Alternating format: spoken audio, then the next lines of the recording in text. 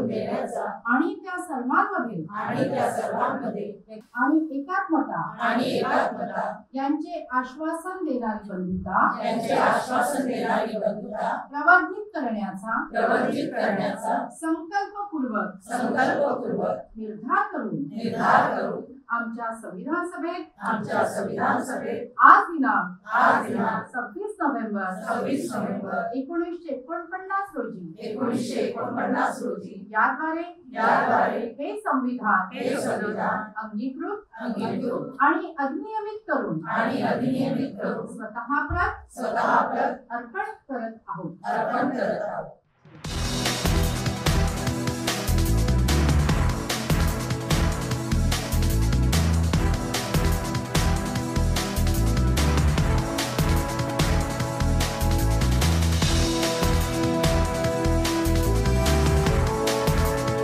आंबेडकरवादी महिला संघ ग्रुपची निर्मिती 10/10/2016 ला झालेली आहे.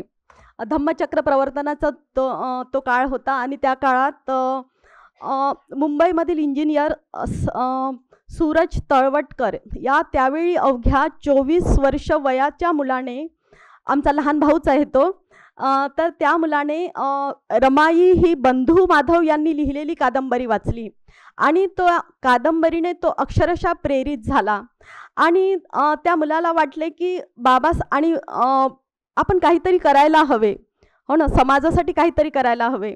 आणि बाबासाहेबांनी सांगितलेला कानमंत्र ऑलरेडी आपण वाचलेलाच होता की घरप्रपंचाच्या जबाबदारी ज्याप्रमाणे स्त्री आणि पुरुष मिळून सोडवतात त्याचप्रमाणे समाजाच्या संसाराची जिम्मेदारी सुद्धा स्त्री आणि पुरुष दोघांनीही मिळून करायची आहे. आणि आपल्या महिला सुशिक्षित झाल्या, अवेअरनेस झाली त्यांच्यामध्ये, म्हणजे त्या आपला कार्यक्रम अगदी किंवा समाजामध्ये अजून योग्य पावले उचलायला लागतील. आणि या उद्देशाने त्या मुलाने त्या काळात हा ग्रुप निर्माण केला आणि सामाजिक क्षेत्रात कार्यरत असलेल्या महिला तसेच ज्या लिहित्या महिला आहे त्या सर्वांना एकत्र करून एक ग्रुप तयार केला आणि त्या ग्रुपचेच नाव होते आंबेडकरवादी महिला संघ ग्रुप. हा 2016 ला झालेला असा हा ग्रुप होता. हां, तर मग आम्ही सोशल मीडियाच्या माध्यमातून थोडं प्रबोधन करत होतो, सामाजिक व्हॉट्सअपच्या माध्यमातून म्हणा किंवा काही. मग कोरोना काळामध्ये आमच्या ग्रुपतर्फे आम्ही ऑनलाईन प्रोग्राम सुरू केले प्रबोधनाचे.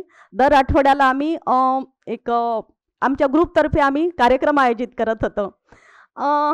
आणि त्याच्यानंतर मग आता जो हा कार्यक्रम करतो तो प्रत्यक्ष ऑफलाईन म्हणजे धरातलावर उतरून असं म्हणता येईल. हा आमचा पहिलाच कार्यक्रम आहे. तसेच आम्ही 2021 ला आंबेडकराईट हेल्प ग्रुप म्हणून तयार केला. तर त्या ग्रुपच्या माध्यमात आम्ही फक्त महिन्याला काही महिला 100 रुपये जमा करतो आणि समाजातील जे गरीब विद्यार्थी आहेत, गरजू विद्यार्थी आहेत, त्या स्टुडंटला हेल्प म्हणून 5-6 हजाराची मदत करत असतो. तर आत्तापर्यंत 10 स्टुडंटला आम्ही मदत केली आहे किंवा ज्यांना आवश्यकता आहे त्यांना अशा प्रकारची मदत केलेली आहे आम्ही. आज वर्तमान काळात आपण जेव्हा बघतो 2024चा काळ, तर आपला देश भयंकराच्या उंबरठ्यावर उभा असलेला आपल्याला दिसतो, नाही का. इतर ज्या महिला आहेत, ज्या हिंदू संस्कृतीचा पुरस्कार करणाऱ्या म्हणा किंवा त्या म्हणा, त्यांच्या डोक्यावर त्यांच्या संस्कृती रक्षकांचा हात आहे आणि त्यामुळे त्या सोशल मीडियाचा जो वापर आहे तो मनोरंजनासाठी करू शकतात. पण आपण आंबेडकराईट ज्या महिला आहेत त्यांच्या जीवनात संघर्ष हा 5वीला पुजलेलाच आहे. आपण सर्वांना माहीत आहे आपण काय काय कशामध्ये हे करत आहोत संघर्ष. रोहित वेमुलासारखा जो स्कॉलर मुलगा होता त्याचा बळीसुद्धा या व्यवस्थेने घेतलेला आहे, नाही का. आणि आपली मुलेसुद्धा जातीयतेच्या अग्निकुंडात रोज जळताना सुद्धा आपण बघतो आहेत. तर ही जी संस्कृती येते ना, हिंदू संस्कृती, ती हिंदू संस्कृतीच्या नावाखाली विषमतावादी संस्कृती. तर ही जी दुनिया आहे त्याच्यात आपण आंबेडकराईट मुवमेंटशी जोडलेले लोक मोकळा श्वास कसा घेऊ शकू, नाही का. तर याच उद्देशाने आमचा हा ग्रुप निर्माण झाला. नाही तर सूरज तळवटकर सारखा त्यावेळेस 24 वर्षाच्या मुलाला काय गरज होती असा ग्रुप तयार करायची. पण आम्ही हा ग्रुप तयार केला काहीतरी विधायक कार्य आपल्याला करता यावं यासाठी. महाराष्ट्रात अनेक क्रांतिकारी महिला जन्माला आल्या.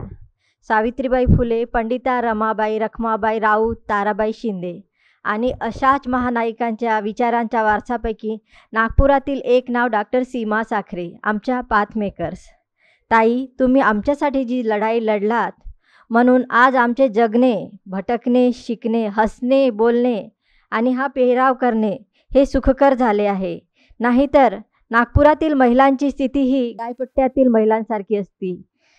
1980च्या नंतरच्या दशकात तुमची भीती इथल्या पुरुषांना होती.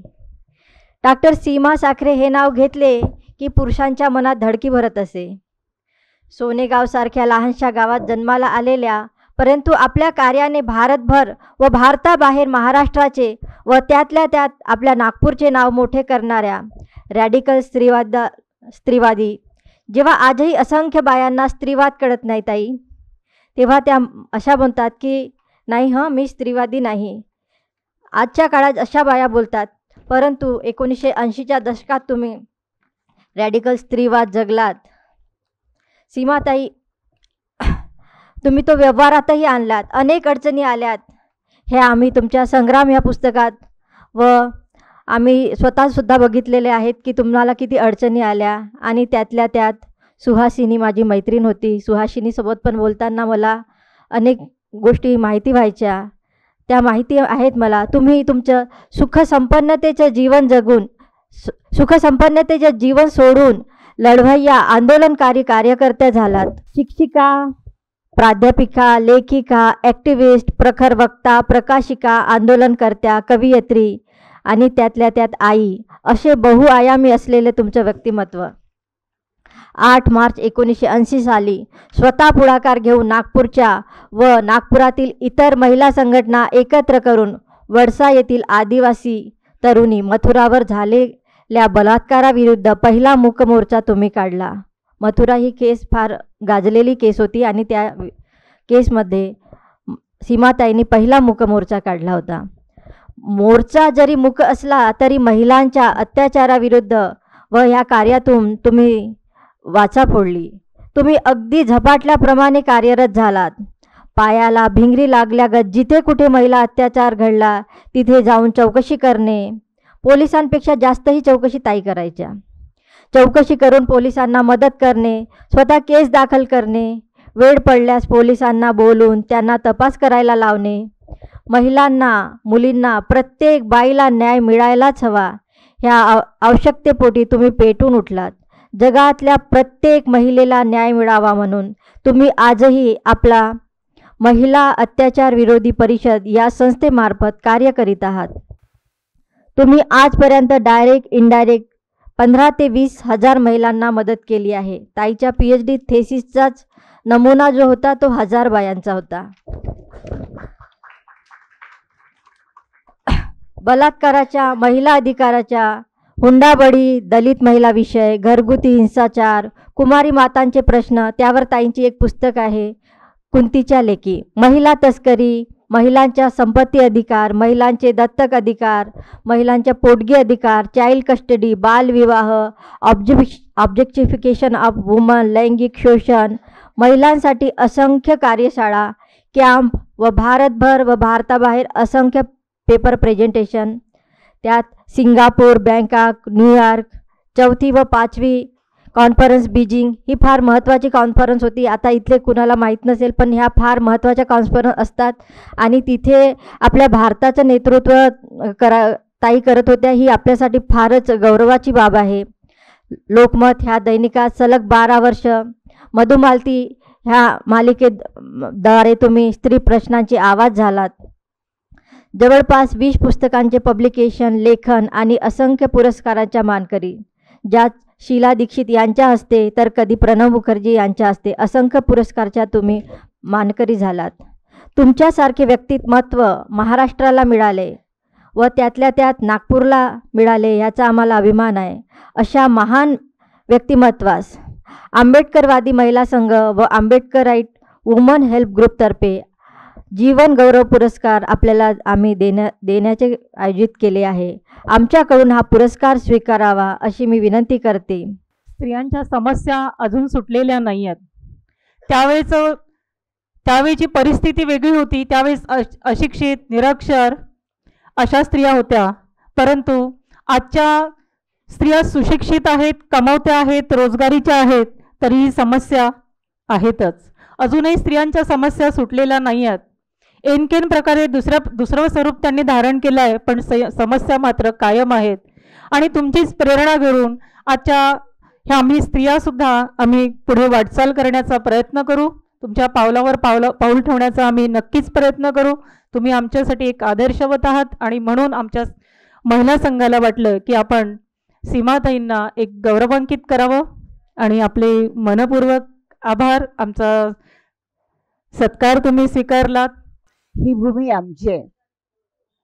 हा परिसर आम्ही तयार केला. बाबासाहेब इथे आलेत आणि या परिसराला महत्त्व देत असताना पुष्कळ सगळे सामाजिक कार्यकर्ते या ठिकाणी एकत्र आलेत. बाकी ही भूमी होती, पण यांना बाबासाहेबांची भूमी करण्यामध्ये बाबासाहेबांबद्दल ज्यांना आदर आहे, बाबासाहेबांच्या कामाचा प्रचार व्हावा, बाबासाहेबांच्या हातामध्ये या समाजाचं भवितव्य आहे अशा जाणीवा होत्या. असे लोक पाहता पाहता एकत्र आले. कुणाला एकत्र जमवावं लागलं नाही. आम्ही मैत्रिणी होतो. नागपुरामध्ये एक 5-6 जणी होतो. कधी आरडाओरडा करावं, कोणाच्या विरुद्ध नारे लावावे वगैरे. पण या भूमीवर येत असताना आम्हाला एक वेगळ्या प्रेरणा होत्या. ही सर्व भूमी आमची आहे. ही जागा, ही भूमी आमची आहे.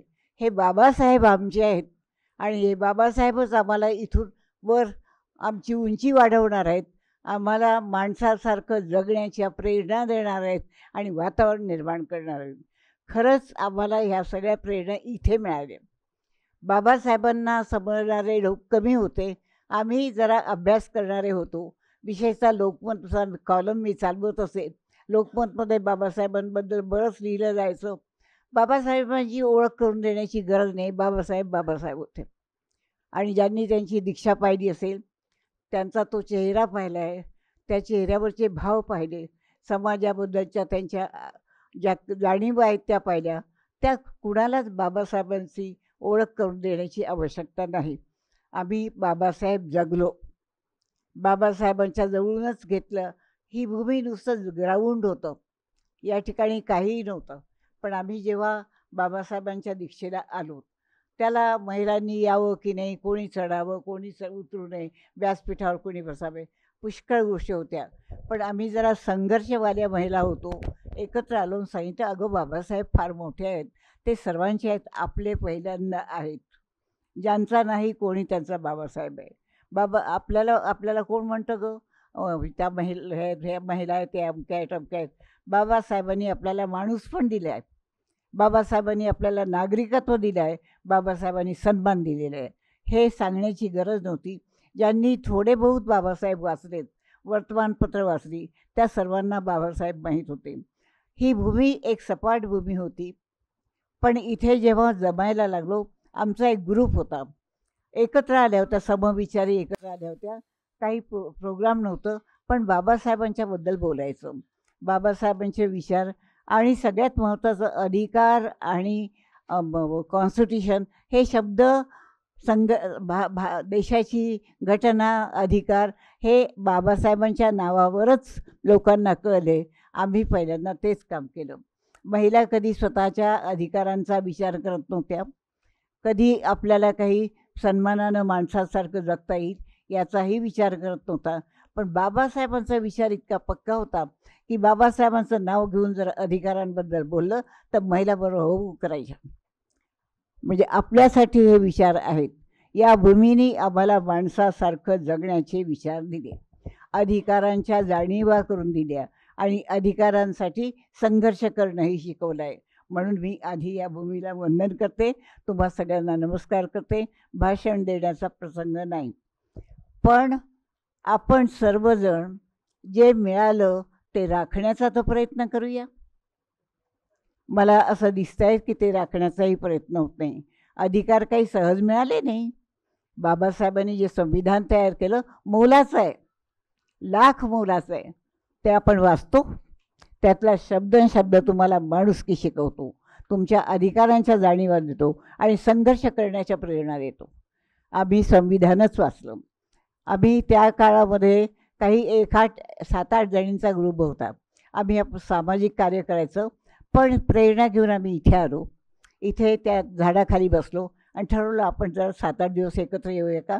मग डबे आणून बसायचं आणि वैचारिक बाबासाहेबांची पुस्तकं घेऊन बसलो. बाबासाहेबांची पुस्तकं या लायब्ररीमध्ये पुष्कळ आहेत. आम्ही सगळ्या लायब्ररीवाले प्राध्यापक होतो, सगळ्यांना लायब्ररी माहीत होती. पण लायब्ररीतून बाबासाहेबांची पुस्तकं फार कमी बाहेर येत होती. मी NIC लायब्ररीचंच माझं ऑफिस होतो, त्यामुळे बाबासाहेबांची पुस्तकं काढलीत बाहेर आणि त्याचं छोटं मोठं करून बाबासाहेब लोकांना माहिती नव्हते असं नाही, पण बाबासाहेबांनी आपल्यासाठी काय केलं याच्या जाणीवा कमी होत्या आणि आम्ही त्या जाणीवा करून देण्याचं काम करत होतो. फार मोठं काम नाही. आम्ही अस्वस्थ होतो. आम्ही फक्त बायका आहोत म्हणून बायका आहेत वगैरे. आजही मला बायका शब्द वापरला की वाटतं हे बायका काय करतात, आणि बायका म्हणायचं आणि त्यांना खाली बसवायचं. आम्हाला खूप चॅलेंजेस होते. आम्ही ते स्वीकारले. ते आम्हाला या भूमीने दिले. या भूमीवर आम्ही आलो, नाचलो, गायलो आणि बाबासाहेब की जय, बाबासाहेब आंबेडकरांची जय. बाबासाहेब आंबेडकरांचा अभ्यास केलेला नव्हता, बाबासाहेब पूर्णपणे समजले नव्हते, पण हे समजलं होतं की बाबासाहेबांनी या देशाला जी घटना दिलेली आहे त्या घटनेने आम्हाला माणसासारखं जगण्याचे अधिकार दिलेले आहेत. आम्ही माणूस आहोत. इथल्या नागरिकांनी आम्हाला या बायका आहेत असं म्हणू नये. आम्ही बरोबरीचे नागरिक आहोत आणि या देशाची जडणघडण करण्याचं काम आमचं हे आहे, ते आम्ही करू. म्हणून मी या भूमीला वंदन करते. बाबासाहेबांचा दिवस आपण साजरा करावा हे सांगण्याची गरज नाही. बाबासाहेबांच्या आयुष्याबद्दल मी बोलणार नाही, कारण बाबासाहेबच होते. फक्त आम्ही या भूमीवर आलो. इथे कोणीच नव्हतं, सगळं हे होतं. थोडे आमच्यासाठी जागा तयार करायच्या आणि बसायचं. एक चांगला ग्रुप तयार झाला होता. सगळ्या म्हणजे दलित महिला असं नाही म्हणत मी, सगळ्या महिला एकत्र झाल्या ज्या काम करत होत्या, ज्यांना काम करावंसं वाटत होतं, आणि एकत्र बसायचं, विचार करायचा आपण काय करू शकू. तेव्हा शिक्षण वगैरे तर आलं, पण बाबासाहेबांचा विचार लोकांच्या मनात रुजवला पाहिजे हे मात्र प्रामुख्याने आलं. आणि आम्ही ठरवलं की प्रत्येकीने बाबासाहेब थोडे तरी वाचावेत. बाबासाहेबांनी जी घटना दिली आहे ती घटना वाचावी आणि त्या घटनेबद्दल बोलावं. आणि सगळ्या महिलांना आधी, तुम्ही माणूस आहात, तुम्ही नागरिक आहात, या देशाच्या नागरिक आहात, हा देश तुम्ही घडवलेला आहे, हा देश तुम्हाला चालवायचा आहे, या प्रेरणा दिल्या. आणि म्हणून मला तुमच्यासमोर आज या महिलांनी आणलं, बोलण्याची प्रेरणा दिली, संधी दिली, त्याबद्दल मी आभार मानते. कारण हा सगळा ग्रुप माझा आहे. इथे समविचारी लोक आहेत. समविचारी लोकांनीच या भूमीला बाबासाहेबांची भूमी म्हणून राखलेलं आहे. एरवी इथेही सगळ्याच घटना घडत होत्या. बाबासाहेबांच्या पत्नी जेव्हा स्टेजवर चढायला लागल्या तेव्हा त्यांना उतरवणारे लोकही होते. आम्ही धावत का तुम्हाला कोणी सांगितलं नाही अमुक आहे टमुक आहे. हे मी सगळ्यांच्या बाबतीत पाहिलं. अमरावतीला हे बाबासाहेब त्यांचं भाऊसाहेबांच्या नावाचं, तेव्हा महिला म्हणून महिलेला पाठीमागणं टाकणारे जे लोक आहेत त्यांचा हात आम्ही धरला. नो, ही बाबासाहेबांची भूमी आहे. बाबासाहेबांचा सन्मान झाला पाहिजे. आणि बाबासाहेब एकटे कधीच नव्हते. बाबासाहेब एक माणूस होते, माणुसकीचा विचार होते, स्वातंत्र्याचा विचार होते स्वतः, आणि सगळ्यांना माणूस म्हणून जगण्याच्या प्रेरणा होते. मला आज तुम्ही माझा सत्कार करता त्याचं असं वाटतं आपण सत्कारासारखं काय केलं, सत्कारासारखं काही करता आलं नाही. पण ही बाई आहे आणि या बाईला ती माणूस आहे म्हणून जगता येत नाही. तिला मारझोड होते, घरातून हाकललं जातं. म्हणून मी बायकांना मारणाऱ्या पुरुषांचे हात धरले. मारकोटे पुरुष म्हणून त्यांना शिव्या द्यायला लागले. लाज नाही वाटत? त्याच बाईने तुला जन्म दिला, ती तुला जेवायला देते, जगवते, आणि तिला मारतो तू, आणि धर ग मार याचा हात आणि मार. मी मारकुटी बाई होते. सीमा साखरे म्हटलं की ते बाई मारकुटे आहे. आणि मला आजही असं वाटतं ओके फाईन, ती काही शिवी नाही, तो संघर्ष आहे, तो प्रतिकार आहे, कोणासाठी केलेली लढाई आहे. त्यामुळे मला त्या मारकुट्या आहे की शिव्या देतात वगैरे याचं वाईट वाटत नाही. आणि तुम्हाला काहीही म्हणू द्या, लोक नावं ठेवतातच तुम्हाला पाठीमागे नेण्यासाठी. तुम्ही जरा वेगळ्या वागायला लागले की मी तर लहानशा खेळात जन्मले, सोनेगावला असं लहानसं गाव यवतमाळ जिल्ह्यातलं. पण माझी आजी होती, ती घर चालवायची. माझे वडील ते संन्यासी होते, ते बसायचे आणि काहीतरी त्यांचं प्रत्येक पुरुषांनी काढलेले मार्ग असतात तसं त्यांनी काढला होता पलायनवादी मार्ग. माझी आजी चालवायची आणि माझी आजी घर चालवताना मला शिकवायची, बाया, तिने माझं नाव माया ठेवतं, माया पुढं जा. बायकाच घर चालवतात, माणसं तर जेवतात आणि झोपतात. म्हणजे हे पुरुषांची बदनामी नव्हती, पण बायकांना जागं करण्याचं होतं. माझी आजी होती. मला अगदी शाळेत जाण्याच्या वयाच्या आधी मोठ्या लोकांच्या भेटी झाल्या आणि मोठ्या लोकांनी मला हात धरून शाळेत नेलं. शाळेत जाय, शिक, मोठी होय. ओ मास्तरीणबाई, इले मोठी करा, हिला मोठी करा असं सांगून मास्तरीणबाईंना सांगितलं. आणि पाहता पाहता मला प्रेरणा देणारे हे सगळे संत, ज्यांना संत म्हणूया, पण ते सारे समाजसेवक, समाज शिक्षक होते, त्यांनी मला पुढे नेलं. तसेच भेटले सगळे आणि मला या लोकांनी इथपर्यंत पोचवलेलं आहे. मी त्यांची आभारी आहे. तुम्ही जिथे असता ती जागा पकडून ठेवते. ही माझं घर आहे, माझे लोक आहेत. त्याच्यातून पुढे जाऊन मी आहे, मी माणूस आहे, मला माणसासारखं जगायचं आहे. माणूस जी कर्तबगारी करतो ती करायचं आहे आणि पुढे जायचं आहे. या प्रेरणा तुम्हाला मिळतात. या भूमीवर आम्ही एक 4-5 जणी जमत होतो. मी, कुमुद पावडे, रूपा कुलकर्णी आणि आमच्या मैत्रिणी. बसायचं, डबे आणायचं, इथे बसून विचार करायचं, एवढी मोठी भूमी आहे, आपल्याला बाबासाहेबांनी दिलेलं वरदान आहे, आपण काहीतरी करूया. या प्रेरणा या भूमीने आम्हाला दिल्यात. आणि आम्ही या पलीकडे दंगली करणाऱ्या आणि मारामाऱ्या करणाऱ्या स्त्रिया झालो. त्या सगळ्या की तुम्हाला संघर्ष करावा लागेल. जर तुमचे माणुसकीचे अधिकार घ्यायचे तर लोक तुम्हाला सहज देणार नाही. आणि म्हणून संघर्षाची आणि बाकीच्या म्हणजे संघटित व्हा, लढा. आणि खरंच आम्ही संघटित झालो आणि लढलो.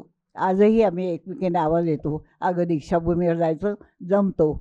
एक दिवस आलो की दुसऱ्या दिवशी डबे घेऊन येतो, पुन्हा जमतो आणि विचार करतो. ही भूमी विचार देणारी, सच्चारित्र देणारी, देशाच्या प्रेरणा देणारी, समाजाला पुढे नेण्यासाठी प्रेरणा देणारी आणि स्त्रीला माणूस म्हणून जगण्याच्या प्रेरणा देणारी महत्त्वाची भूमी आहे. बाबासाहेबांनी स्त्रियांना माणूस म्हणून जगण्याच्या प्रेरणा दिल्या आणि म्हणून आम्ही इथे उभे आहोत. त्या प्रेरणा संविधानातून मिळाल्या, त्यापेक्षा बाबासाहेबांच्या शब्दांमधून मिळाल्या. या दीक्षाभूमीने आम्हाला सगळ्यांना माणूस पण दिलं आणि आज तुमच्यासोबत उभं राहण्याची ताकद दिलेली आहे. सीमाताई, मी छोटंसं पुस्तक लिहिलं गेल्या 10 ते 12 वर्षाआधी संस्कारावरती. त्यामध्ये तुमच्या नावाचा उल्लेख मी केलेला आहे. त्यामध्ये मी तुमच्या नावाचा उल्लेख केलेला आहे की ह्या सुद्धा माझ्या आदर्श आहेत. त्यामध्ये कुमुदताईंचं नाव आहे, रूपाताई कुलकर्णीचं आहे. आणि हे पुस्तक मी गेल्या 12 ते 13 वर्षाआधी लिहिलं. आणि जेव्हा मी तुम्हाला असं बघायची दुरून, तर नेहमी मनात यायचं की मी हे असं कसं करू शकणार, इतकी धाडस एका महिलेमध्ये. आणि ते सातत्याने ती प्रेरणा तुमची हृदयात आहे. ज्या पद्धतीने उज्ज्वलानी म्हटलं, आणि खरोखरच प्रेरणा आहे. छोटंसं उदाहरण देईल. हा माझा जो सत्कार झाला, हा फक्त माझ्या एकटीचा नाही, माझं एकटीचं काम नाही. माझ्या जेवढ्याही महिला या पांढऱ्या साड्यांमध्ये माझ्यासोबत सातत्याने राहतात, त्यांची खूप मोठी कला आहे याच्यामध्ये. आणि आपण सगळे याच्या कामकिर्दीला आपण समजून घेता आणि आम्हाला मोठं करतात. हे काम करण्याची प्रेरणा म्हणजे तुम्ही कामाची दखल घेता, तीच आमची मोठेपणा आहे. आणि सगळ्यात माझा मोठा सत्कार म्हणजे माझे गुरु मंचावरती बसलेले आहेत. रणजित मेश्राम सर मला शिकवलं, त्यांनी ढाकळे सरांनी मला संगीत शिकवलं, भोयर सरांनी मला व्हॉलीबॉल शिकवला. आणि काय स्मार्ट दिसायचे सर त्यावेळेला, काय त्यांचा रुतबा त्यावेळेचा. म्हणजे त्या कॉलेजमध्ये, म्हणजे त्या शाळेमध्ये आम्ही ग्राउंडमध्ये त्यांना बघायचं, थरकाप सुटायचा. म्हणजे माझं बालपण. पण मला उज्ज्वलानी एक काम सोपवलं, म्हणजे हे सांगायसाठी म्हणून मी प्रज्ञाला म्हटलं मला 2 मिनटं बोलायचं आहे. रात्री मला काल उज्ज्वलानी काम सोपवलं की ताई तसं तुमचं सत्कार आहे, पण ते तुम्हाला काम सोपवणं मला बरं नाही वाटत आहे, पण तरी तुम्ही येत असणार तर एक आहे सरांना सोबत घेऊन या. मी म्हटलं अरे बापरे, तू माझा सत्कार असाच झाला म्हटलं की सरांना तू माझ्या गाडीत घेऊन यायसाठी म्हटलं माझा सत्कार झाला आणि मला खूप मोठं काम दिलं तू आणि मला खूप मन माझं भारावून आलं म्हटलं. मग मी सरांना 8 ते 8:30च्या दरम्यान फोन केला की सर पुष्पा बौद्ध बोलते आहे, उद्या मी तुम्हाला म्हणजे मला थोडा ॲड्रेस द्या. सरांनी इतकं इतके हसले सर, त्यांचा आनंद म्हणजे मी येते आहे इतके सरांच्या त्या हसण्यामध्ये परत मला जीवन जगण्याची कला मिळाली. गुरुच असतात. परत सरांनी सगळं डिटेल्स ऐकलं आणि त्यानंतर सर काय म्हणाले, अरे तू कुठे राहते? मी म्हटलं सर मी मालाबार कॉलनी वायुसेनाकडे राहते. अरे अरे अरे अरे अरे तू तिकडे नको येऊ, एवढ्या दूर तुला फार दूर पडेल ते, आणि मी ओलानी येऊन जाईल आणि उज्ज्वलाला अजिबात सांगू नको, उज्ज्वला नर्वस होईल आणि ते गोष्ट तुझ्यातनं माझ्यातच राहू दे आणि मी बरोबर उद्या पोहोचून जाईल. तेव्हा रात्रभर संजय दादा मला माझ्या गुरुची प्रेरणा तेव्हाही होती. या सगळ्या जे माझ्या हयातीमध्ये येऊन गेले इतकी प्रेरणा मिळाली. खैर 32 वर्ष मी MP छत्तीसगडमध्ये कार्य केलं, पण ही प्रेरणा आजही तुमच्या आधाराने प्रामाणिक काम करण्याची जी ताकद मिळते, स्वच्छ शुद्ध. आणि खरंच तुम्ही जे शब्द बोलले की महिला ही भांडखोर आहे, ही बोलते चालेल काही हरकत नाही, पण अधिकार आणि ही भूमी आपली आणि बाबासाहेबांच्या संविधानामध्ये जी ताकद आहे आणि तुम्ही ती आम्हाला सदैव आजही देत आहात. म्हणून माझे गुरु इथे बसलेले आहेत, त्यांचा आशीर्वाद भरभरून पुन्हा मला मिळाला. आणखी माझं असंच वय वाढलं, मला काम करण्याची प्रेरणा मिळाली सीमाताई.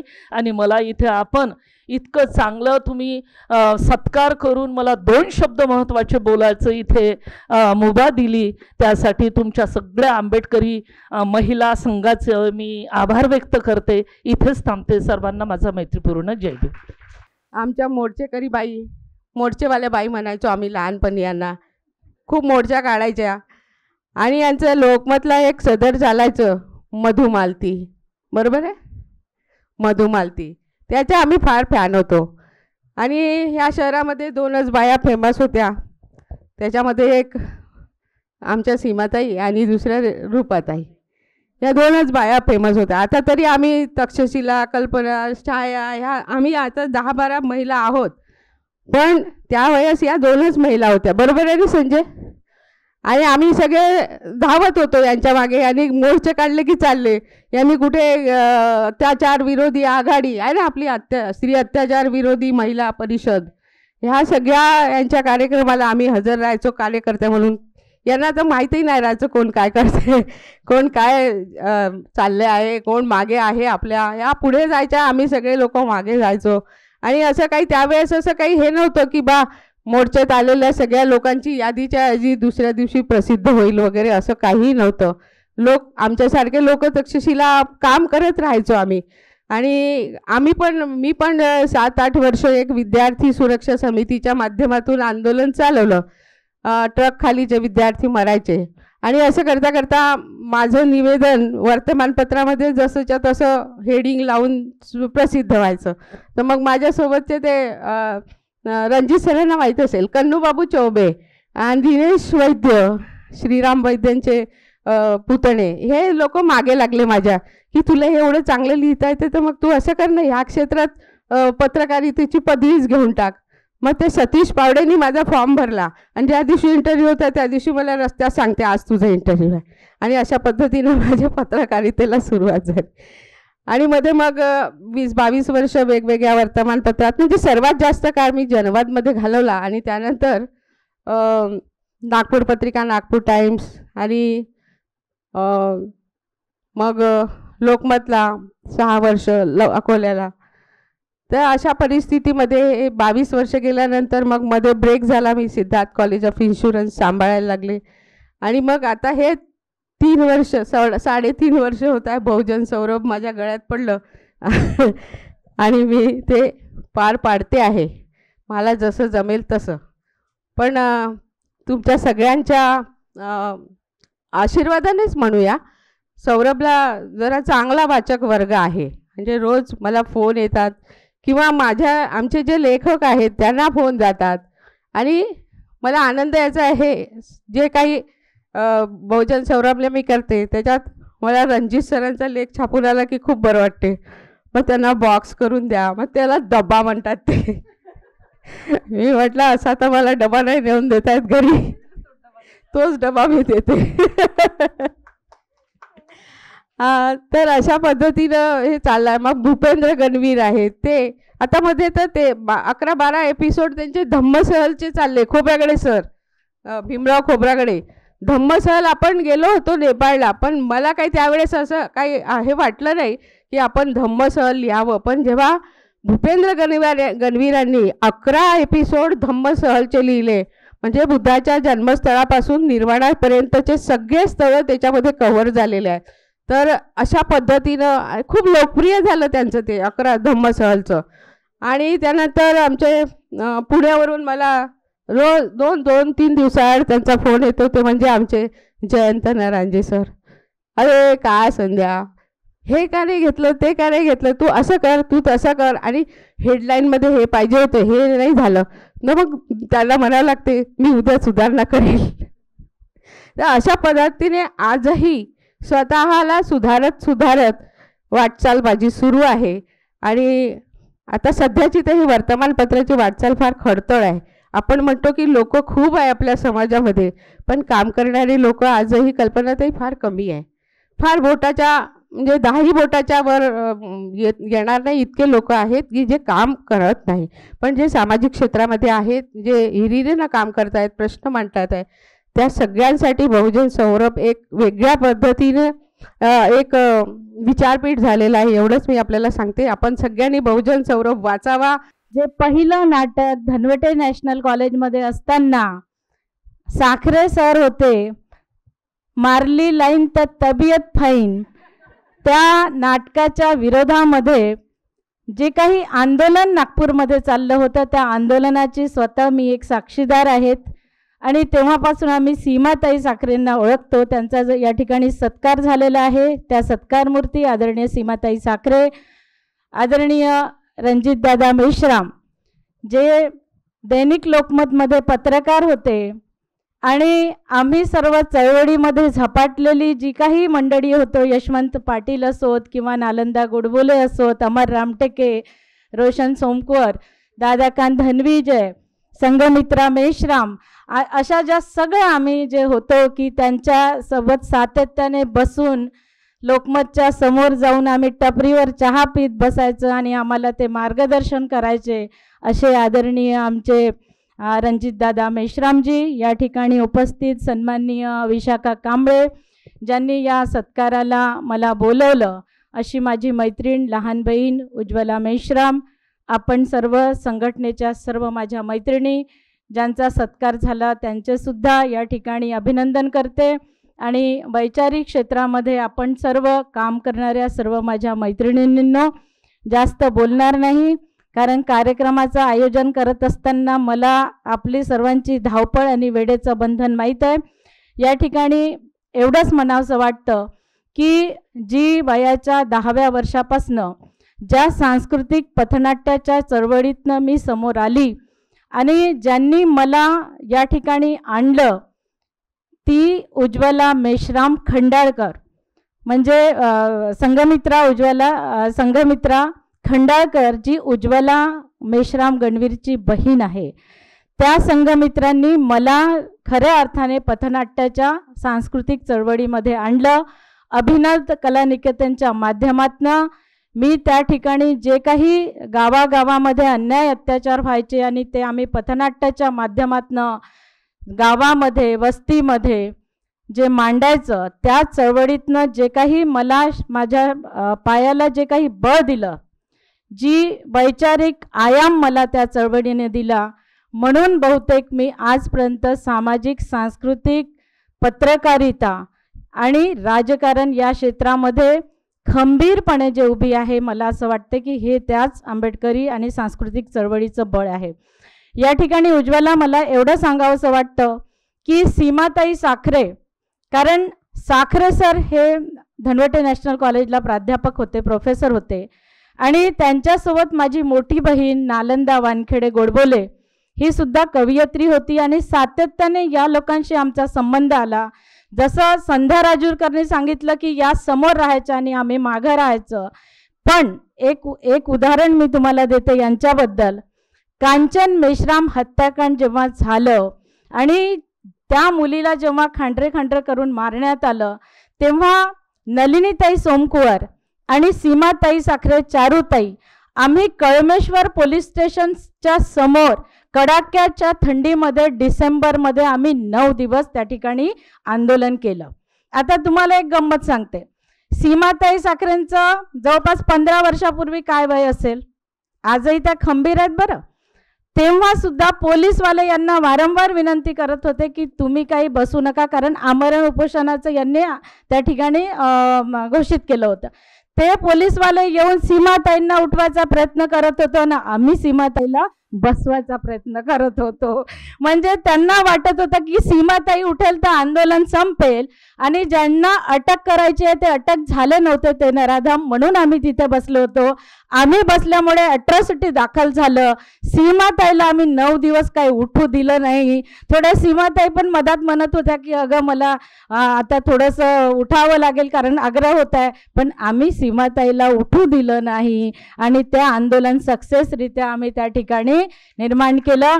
नागपूरमध्ये, नागपूरच्या बाहेर सुद्धा ज्यांच्या नावाचा इतका दरारा होता आणि लहानपणापासून त्यांचे लेख वाचत आलेलो, त्यांच्याबद्दल, त्यांच्या आंदोलनाच्या बद्दल सतत एक त्यांच्याबद्दल आदरणीय अशी आणि एक मनामध्ये खूप चांगली अशी भूमिका ज्यांच्याबद्दल राहिलेली आहे, त्या सीमाताई साखरे इथे आहेत. आणि त्या ज्या कार्यक्रमात आहेत त्या कार्यक्रमामध्ये इथे मला सुद्धा उपस्थित राहता आलं आणि मला हा सन्मान स्वीकारता आला, ते मी माझा हा बहुमान समजते. आणि मला खूप छान वाटत आहे इथे, कारण इथे सगळ्याच मैत्रिणी आहेत ज्या सतत आपण आंदोलनामध्ये, सतत कुठल्या सामाजिक कार्यामध्ये सतत सोबत असतो. राहिला हा माझा जो सन्मान झालेला आहे, ज्या संजीवनी सखी संघाची मी धुरा वाहते आहे. जवळपास 18 वर्षापूर्वी स्थापन झालेली ही महिलांची संघटना, आपण सामाजिक स्तरावर खूप काम करतो. डॉक्टर बाबासाहेब आंबेडकरांच्या विचाराच्या अधिष्ठानावर आपण अनेक संघटना काम करतात, परंतु कधी कधी काय होतं की घरामध्ये आणि कुटुंबामध्ये जी मूल्य रुजवायची असतात ती बेसिकली मूल्यच आपल्याकडून रुजल्या जात नाही. आणि त्याच्यामुळे कधी कधी मग आपल्याला जेव्हा या संघटना असो किंवा आपल्याला काम करायचं असो पुढचं, त्याला बेस मिळत नाही. तर त्या कौटुंबिक मूल्य, ते फॅमिली मूल्य रुजवण्यासाठी एक महिलांची ही संघटना म्हणजे त्या उद्देशातून सुरू करण्यात आली होती. परंतु आज ते काम करता करताच आंदोलनामध्ये कशा पद्धतीने आमच्या महिला सामाजिक कार्यामध्ये कशा पद्धतीने आमच्या महिला हिरारीने भाग घेतात आहे, तर हे त्या संजीवनी सखी संघाचा चढता आलेख आहे. आणि एवढ्या या नागपूरच्या महिलांना आपण एकत्रित करून आहोत, कारण याचा जो बेस होता तो असा होता की लोकमत सखी मंच हा बऱ्याच वर्षापूर्वी इथे सुरू झालेला आहे. आणि आजही आम्ही बघतो तर आपल्या महिला खूप जास्त प्रमाणात त्या संघामध्ये, त्या मंचामध्ये जास्तीत जास्त प्रमाणात आपल्याच महिला दिसून येतात. आणि मग तिथे जे व्रतवैकल्याचे जे काही हिंदू मानसिकतेचे जे कार्यक्रम होतात त्याला त्या फॉलो करतात. आणि आपल्याला असं वाटलं की नाही, आपल्या महिलांना आपल्याला तिथून जर परावृत्त करायचं असेल, आपल्याला आपली मूल्य रुजवायची असतील, तर आपल्याला तिथून डायव्हर्ट करणं गरजेचं आहे. आणि म्हणून ते लक्षात घेऊनच या संस्थेची सुरुवात झालेली आहे. काही प्रमाणात आम्ही सफल झालेलो आहोत, कारण आजच्या घडीला नागपुरातून हजारो महिला आमच्या संजीवनी सखी संघाच्या सदस्य आहेत. त्यांच्यासाठी वर्षातून 9-10 कार्यक्रम आम्ही आयोजित करत असतो. त्यामध्ये सामाजिक, सांस्कृतिक, इव्हन आर्थिक प्रश्नांवर सुद्धा कार्यक्रम असतात. बरेचसे कार्यक्रम डॉक्टर बाबासाहेब आंबेडकरांच्या विचारांच्या अनुषंगाने असतात. आणि हा महिला वर्ग आहे त्याला जोडून ठेवण्यासाठी काही कल्चरल गोष्टींची मदत घ्यावी लागते. तर या अशा त्यांच्या आवडीच्या प्रोग्रामांनी आम्ही त्यांना जोडून ठेवतो आणि अशा प्रकारे हा संजीवनी सखी संघ हा महिलांना बांधून ठेवण्यात यशस्वी झालेला आहे. या महिला शक्तीकडून अजूनही आपल्याला जशी जशी वाट आपली पुढे सुकर होत जाईल, बिकट होत जाईल, तिथे या सर्व महिला शक्तीची आपल्याला गरज पडणार आहे आणि ते या माध्यमाने होऊ शकेल हा आशावाद मला आहे. उठता बसता समता सैनिक दल हे माझ्या मनात किंवा डोक्यात राहते. हे सत्य जरी असलं तरी यामध्ये मी 19 वर्षाची असताना जॉईन झाली. सीमाताई साखरे यांचे वृत्तपत्रामध्ये आलेले लेख, वृत्तपत्रामध्ये आलेल्या बातम्या ह्या त्यावेळेस माझ्यासाठी प्रेरणादायीच होत्या. आणि LR बाली साहेबांना जेव्हा ऐकलं मी पहिल्यांदा, तर माझ्या समोर बाबासाहेबांशिवाय दुसरं काहीच दिसत नव्हतं. मी लहान असतानाही मला असं वाटायचं की बाबासाहेबांशिवाय आपला उद्धार कोणीच केलेला नाही. आणि जेव्हा त्यांच्या संघटना कळल्या, माझं जेव्हा लग्न झालं आणि इथे आली तेव्हा मला त्यांच्या संघटना कळल्या, त्यांचे कार्य कळले आणि मार्गदर्शन करणारे बालीसाहेब, भगवानदासजी साहेब असे मोठे मोठे महान लोक मला भेटलेत. आणि तेव्हा मी समता सैनिक दल जॉईन केलं आणि आजच्या घडीपर्यंत मी एक सैनिक बनून सर्व प्रकारचे कार्य करते. महिलांना मदत करते, होऊ शकते ती प्रेरणा सीमा साखरे ताईकडून मिळाली असावी.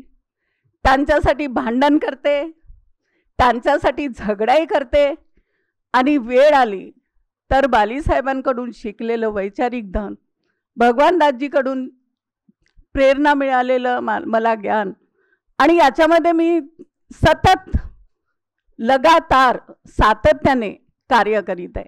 आणि याच्यामध्ये एवढ्या ज्या माझ्या सैनिक इथे आल्या, या माझ्या मैत्रिणी, ज्या ग्रुपमध्ये मी 2016 पासून आहे, या सगळ्यांचा सहभाग आहे. एकटा व्यक्ती काही करू शकत नाही. संजय दादा जीवने बसलेले आहेत. आम्ही मध्य प्रदेशमध्ये होतो, तिथे तर काही असं वातावरण नव्हतं, तरी तिथेही आम्ही समता सैनिक दलाचं युनिट काढलं. तिथेही सगळ्या मान्यवरांना बोलवलं. आम्ही नाट्य प्रतियोगितूनही बाबासाहेब मांडण्याचा प्रयत्न केला. जीवने भाऊ आले होते तिथे. त्याच्यामध्ये तेव्हा त्यांचं लग्न व्हायचं होतं आणि वंदना मॅडमलाही आम्ही तेव्हापासून ओळखतो. तर हे सर्व कार्य जे आहे, हे मनुष्य जसं जसं त्याचा ग्रुप वाढत जाते, जशी जशी त्याच्याशी लोक जुळतात, तसं तसं हे कार्य वाढत जातं. आणि आजच्या डेटमध्ये महाराष्ट्राची महिला विंग जे आहे ते 2018 डिसेंबरपासून मी सांभाळते आहे. आणि सध्या मी बौद्धिक प्रमुख आहे. मी सध्या अध्यक्ष नाही. बाकीच्या महिलांना सामोरं आणणं, त्यांना गाईड करणं हे मी जास्त महत्त्वाचं समजते. आणि इथे बसलेल्या सगळ्या महिलांनी जॉईन व्हावं आणि सगळ्या महिलांनी मिळून काम करावं, कारण 2024 हे आपल्या सर्वांसाठी खूप खतरनाक आहे. हे जर आम्ही समजून घेतलं नाही तर हे आमचे फंक्शन, हे आमचे शील्ड देऊन स्वागत करणं, आमची वाहवाही करणं, हे काहीच मोल राहणार नाही याला. कारण आम्ही त्याची पण जाणीव ठेवली पाहिजे आणि आम्ही स्पष्टपणे प्रचार केला पाहिजे की ही मनुवादी पार्टी आम्हाला नको आहे. आमचा माणूसही त्या पार्टीकडून उभा राहत असेल तर त्यालाही लात मारा, त्याची पण आम्हाला कीव येणार नाही. आमचा भाऊ का असे ना, कारण आम्हाला हिंदू राष्ट्र होण्यापासून वाचवायचं आहे. हा एकच संदेश मी आपल्या सगळ्यांना देऊ इच्छिते. आणि मी सैनिक असल्यामुळे न भीता ही गोष्ट बोलत आहे. सगळ्यांनी असं बोललं पाहिजे, भीती नाही ठेवली पाहिजे, कारण आपल्याला फाईट करायचंय. 1930ला जी महूगावला सभा झाली ती महिलांनी घेतली होती आणि ती यासाठी होती की महात्मा गांधी आमचे नेते नसून डॉक्टर बाबासाहेब आंबेडकर आमचे नेते आहे. म्हणजे घालायला कपडे नाही, खायला अन्न नाही, अशिक्षितपणा, अशा वेळी आमच्या तमाम महिला एकत्रित होतात आणि ते सगळ्या मिळून गोलमेज परिषदेमध्ये ब्रिटिश सरकारला टेलिग्राम पाठवतात की आमचे खरे नेते डॉक्टर बाबासाहेब आंबेडकर आहे, आमचे पुढारी डॉक्टर बाबासाहेब आंबेडकर आहे. एवढेच नाही तर त्या सभेमध्ये ठराव पास करतात. तर अशा आमच्या त्या क्रांतिकारी महिला आणि त्या क्रांतिकारी महिलांच्या आपण तमाम लेकी आहोत. आजची जी ही सिच्युएशन आहे अत्यंत गंभीर आहे, आपणा सगळ्यांनाच माहिती आहे. आणि महिलांमध्ये फार मोठी शक्ती आणि विश्वास डॉक्टर बाबासाहेब आंबेडकरांनी सहजासहजी नाही ठेवला आहे. डेमोक्रेसीचा स्रोत आपल्याला म्हटलेला आहे. 1927ला रायटिंगमध्ये महिलांना प्रसूतीमध्ये देखील अधिकार असायला हवे असे म्हणणारे डॉक्टर बाबासाहेब आंबेडकर आहेत. आणि जगामधला हा पहिला देश आहे महिलांना प्रसूती क्षेत्रामध्ये रजा, म्हणजे बाळ पोटामध्ये असतं तेव्हाच त्याचे अधिकार सुरू होतात. म्हणजे महिलांचा किती आदर तथागतांनी देखील धम्मामध्ये केला आणि त्याचीच प्रेरणा घेऊन संविधानाच्या माध्यमातून डॉक्टर बाबासाहेब आंबेडकरांनी तमाम महिलांना ते अधिकार दिले. डॉक्टर श्यामल गरुड यांचं कॉम्रेड जय भीम हे पुस्तक प्रकाशित होतंय. या पुस्तकाच्या अनुषंगाने डॉक्टर श्यामल गरुड म्हणतात की प्रिय पॅन्थर्स, जातीय रणकंदनातील दुष्मचक्रीची धूळ माथाभर ल्यायलेले शिपाई तुम्ही, तुमच्या खांद्यावर बसून आमची पिढी हमरस्त्याची लढाई जिंकली. पॅन्थर्स, तुमच्या चळवळीची लेकुरवाळी ऊब आजही आम्हाला उजेडाचं गाणं शिकवते, म्हणून हे तुम्हालाच. म्हणजे पॅन्थर्सला हे पुस्तक डॉक्टर श्यामल गरुड यांनी समर्पित केलेलं आहे. स्त्रियांच्या बद्दल बोलायचं झालं तर मानवी हक्क काय आहे? मानवी हक्क दिवस आपण हे केलेला आहे, साजरा करत आहोत. तर पहिल्यांदा मला या शब्दाचं म्हणावंसं वाटते की मानवी या शब्दातच सर्व काही आलेलं आहे. विश्व कल्याणच हे मानवी या शब्दामध्ये आलेलं आहे, कारण मानवी या शब्दामध्येच मानवता दडलेली आहे. ज्या व्यक्तीच्या अंगी मानवता असेल त्या व्यक्तीला जात, जमाती, धर्म, पंथ, वंश काही दिसणार नाही, फक्त माणूस म्हणून दिसेल आणि माणसाकरता केलेलं कार्य म्हणून दिसेल. आणि म्हणून पहिल्यांदा आपण काय व्हायला हवं, तर पहिल्यांदा आपण माणूस व्हायला हवं. सर्वात कठीण तेवढीच सोपी गोष्ट म्हणजे माणूस होणं आहे. तर माणूस जर झालो तर सर्व काही आपल्याला स्पष्ट आणि चांगलं दिसेल. आणि असं असताना स्त्री गुलाम झाली. जेव्हा न्यूयॉर्कमध्ये 8 मार्च 1908ला ज्या स्त्रियांनी लढा उभारला, हा लढा कशासाठी होता लढा? आणि ह्या कोणत्या स्त्रियांनी उभारला होता? तर ह्या निग्रो स्त्रियांनी लढा उभारला होता. ज्या निग्रो स्त्रिया आपल्या जगामध्ये जर वंशिक विचार केला तर, ह्युमन इव्हॅल्युशनचा जर विचार केला तर, ह्या ज्या स्त्रिया होत्या ह्या नागा जमातीच्या स्त्रिया होत्या. त्यांचं वर्णभेद आणि वर्णभेदावरून निर्माण झालेलं वर्गभेद. तरी इथल्या ज्या स्त्रिया होत्या या कामगार स्त्रिया होत्या. या कामगार स्त्रियांनी जगामध्ये हा पहिल्यांदा लढा उभारला आणि 1908ला हा लढा उभारला गेलेला आहे. या लढ्याला बराच विरोध झाला, परंतु त्यांनी तो लढा उभारला होता. या कालखंडामध्ये ह्या नागा जमातीच्या स्त्रिया, जो आज नागवंश आहे, आपण भारतात राहतो आणि आपण भारतात राहणाऱ्या लोकांना काय म्हणतो? नागरिक. रिक म्हणजे राहणे. आपण सर्व नागवंशी आहोत. जर वंशाचा विचार केला तर नागवंशी. हे मी कोणत्या धर्मानुसार किंवा याच्यानुसार वर्णानुसार बोलत नाही, तर हे मानवी वैज्ञानिक दृष्टीने बोलते आहे. तर या कालखंडामध्ये या नागा स्त्रियांनी हा लढा उभारला आणि त्यानंतर हा दिवस साजरा होऊ लागला. पहिल्यांदा जो साजरा झाला तो 1909ला झाला साजरा. 28 फेब्रुवारी 1909ला हा दिवस नंतर साजरा करण्यात आला. परंतु 8 मार्चला झालेलं हे आंदोलन होतं, हे लक्षात घेण्यासारखं आहे. आणि नंतर 28 फेब्रुवारीला हा दिवस 1909ला साजरा झाला. हा जरी दिवस त्या दिवशी साजरा झाला होता, त्यानंतर त्यांनी ठरवलं की हा दिवस, आता मी तुम्हाला सांगितले 28 फेब्रुवारी तारीख सांगितली आणि इकडे 8 मार्च सांगत आहे. तर जसं आपल्या देशामध्ये 2 कॅलेंडर आहेत, तसे युरोपमध्ये 2 कॅलेंडर आहेत. म्हणजे काही तुम्हाला हे नको व्हायला पाहिजे की संभ्रम मनामध्ये निर्माण होऊ नये, त्याचे लॉजिक लावायला पाहिजे किंवा तार्किकता लावायला हवी. तर 28 फेब्रुवारी आले आणि त्यानंतर त्यांनी बरंचसं लिहिलं. पुस्तकामध्ये दिसते आपल्याला महिला दिवस कसा कसा आलेला आहे. तर त्या तारखेनुसार एक जुलियन नावाची तारीख आहे आणि एक गेग्रीन नावाची तारीख आहे. आपले इथं शके आणि इसवी सन आहेत. तसं तिथे पण आहेत. आणि म्हणून ती तारीख काय झाली 8 मार्चच होती. हे लक्षात घेण्यासारखं आहे. आणि हा दिवस नंतर रशियन राज्यक्रांती झाली. रशियन राज्यक्रांती झाल्यानंतर 1917ला रशियन राज्यक्रांती झाली. त्यावेळेस जग हे महायुद्धात लपेटलेलं होतं. 1914 ते 1918 या कालखंडामध्ये जग लपेटलेलं असतानाही ही क्रांती झाली आणि त्या देशामध्ये हा दिवस साजरा करण्यात आला. म्हणजे 1917ला ज्यावेळी रशियन राज्यक्रांती झाली होती. आणि नंतर जर आपण भारताचा जर विचार केला तर भारताचा विचार करताना हे लक्षात येते आपल्याला की भारतामध्ये पहिल्यांदा हा दिवस कुठे साजरा केला. फक्त साजरा करण्याविषयी बोलते, त्यानंतर मी काय करायला हवं ते बोलणार आहे. तर हा दिवस पहिल्यांदा भारतामध्ये 8 मार्च 1943ला मुंबई येथे साजरा करण्यात आला. आणि त्यानंतर युनेस्कोने त्याला मान्यता दिली 1975ला. आणि 77 पासून जागतिक आंतरराष्ट्रीय दिवस किंवा जागतिक महिला दिवस, आंतरराष्ट्रीय महिला दिवस असं म्हणून दिवस साजरा होऊ लागला. आता 2024 म्हणजे यावर्षी 8 मार्च 2024ला इन्स्पायर डे, महिला इन्स्पायर डे असं म्हटलं आहे. म्हणजे स्त्रीला जे स्त्रीचं जीवन कसं आहे प्रभावित होणार आहे आणि स्त्रीचं जीवन हे प्रभावित करणारं आहे, उज्ज्वल करणारं असं जीवन आहे. आणि म्हणून हा यावर्षीचा विषय आहे, हे लक्षात घेतलं पाहिजे. हा दिवस फक्त आपण साजरा करतो, परंतु या दिवसापासून आपण काय घेत असतो, आपल्याला काय करायचं आहे, आपण काय केलं पाहिजे हे काहीतरी ठरवायला हवं. तर मानवी हक्काकरता जेव्हा आपण लढतो हे लक्षात घ्या की पहिलं मानवता आणि नंतर हक्क येतात. मानवता नसेल तर हक्कासाठी आपण लढू शकत नाही, कारण आपण तेवढं कार्यच करू शकत नाही.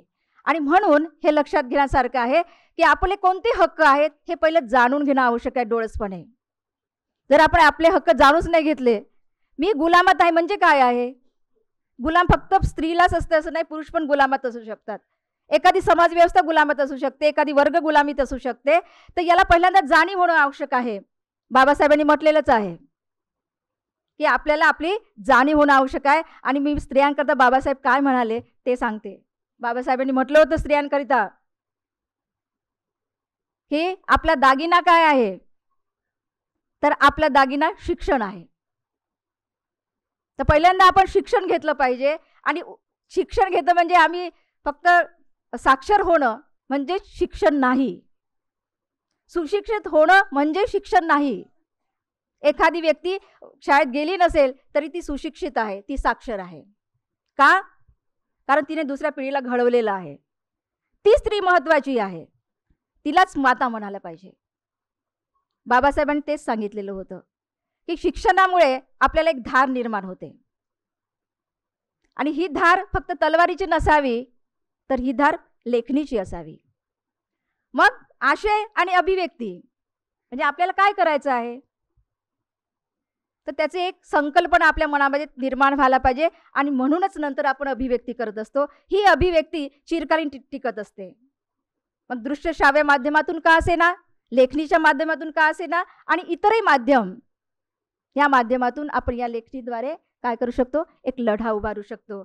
स्त्रियांना शेवटी जाताना एवढंच म्हणायचं आहे मला की स्त्रीच्या अंगी खूप मोठी शक्ती आहे.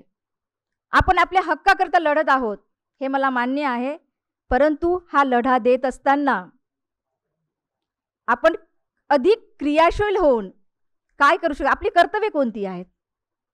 आपण पुस्तक वाचन केलेलं आहे, आपण लेखन केलेलं आहे, खूप काही भाषण दिलेलं आहे, खूप प्रबोधन केलेलं आहे, परंतु कृतीत काय आणलेलं आहे, हे सर्व केलं आम्ही, परंतु आपण कृतीमध्ये किती आणलं आहे. जर मी 10 गोष्टीचा विचार करत असेल, जर एकच गोष्ट जर मी कृतीत आणत असेल तर तो इतिहास घडत असतो.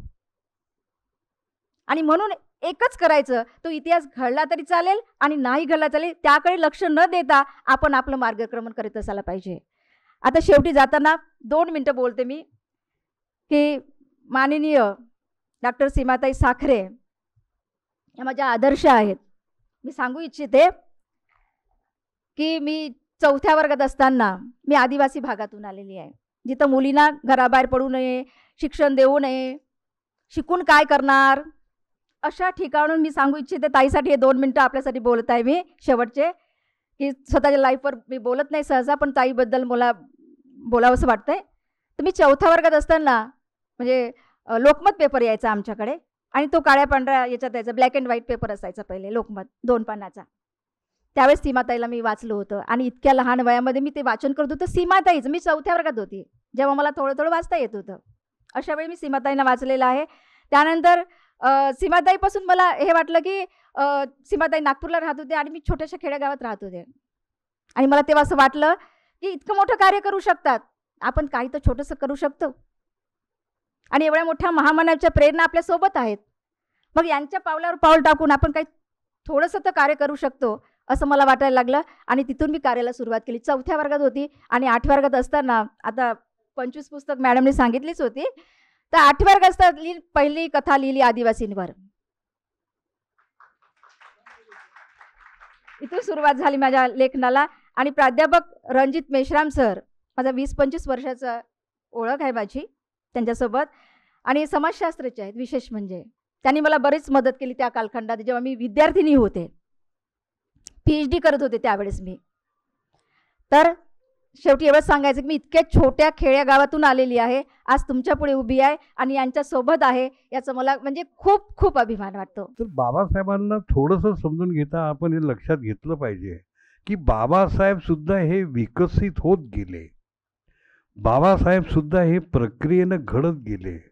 बाबासाहेब सुद्धा बऱ्याच गोष्टी लक्षात आल्याच्या नंतर जर पटल्या नाही तर ते ढकलत गेले. बाबासाहेब सुद्धा एक एक गोष्ट, आणि म्हणून त्यांनी एक अत्यंत प्रिय शब्द दिला आहे की सुसंगती हा गाढवाचा गुण आहे.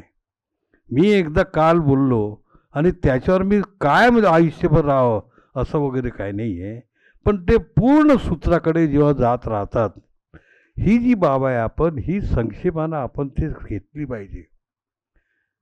आता बुद्धाचं दुःख निदान सांगताना त्यांनी जो नेमकेपणा आपल्याला आणला, किंवा फ्रान्सच्या रिव्हॉल्युशनमध्ये समता, स्वातंत्र्य, बंधुत्व हे वगैरे सांगितलं, किंवा रशियन क्रांतीमधून जो काही आपल्याला संदेश मिळालेला आहे, किंवा मार्क्सच्या तत्त्वज्ञानातून जो काही मिळाला आहे, तो नेमकेपणानं आणत असताना तो भारतीय संदर्भात कसा येईल, आखूड केलं असं नाही,